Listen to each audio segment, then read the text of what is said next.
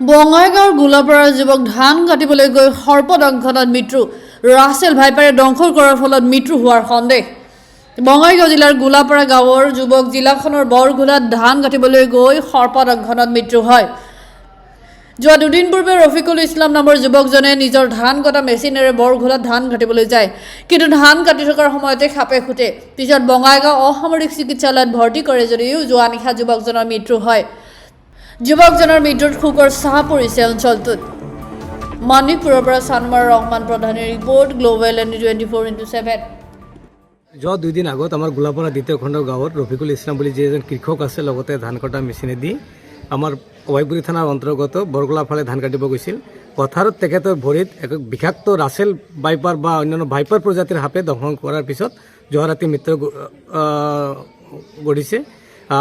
এই আপোনালোকৰ মিডিয়াৰ যোগেদি আমি এজন পৰিৱেশ কৰ্মী হিচাপত হওক এই পৰিয়াললৈ প্ৰথমতে সমবেদনা জ্ঞাপন কৰিলোঁ, আৰু লগতে মাননীয় জিলা আয়ুক্ত, জিলা বন বিষয়া আৰু জিলা কৃষি বিষয়াক আপোনালোকক আহ্বান জনাওঁ আপোনালোকৰ সংবাদ মাধ্যমৰ যোগেদি, যাতে এই পৰিয়ালটোক কিছু আৰ্থিক সকাহ প্ৰদান কৰে। লগতে যিমানখিনি আমাৰ কৃষক মানুহ আছে, যিহেতু আমি গাঁৱৰ মানুহ কৃষি কৰ্মত জড়িত, আমাৰ কৃষিৰ মানুহখিনিক যে সাপৰ ওপৰত অলপ যি জ্ঞান দিব লাগে, এটা ট্ৰেইনিং কৰাব লাগে গোটেই মানুহখিনিক, আৰু লগতে ছেফটি হিচাপত ভোট জোতা আৰু গ্লভছ বিনামূলীয়াকৈ সকলো কৃষকক দিয়াৰ কাৰণে মই মোৰ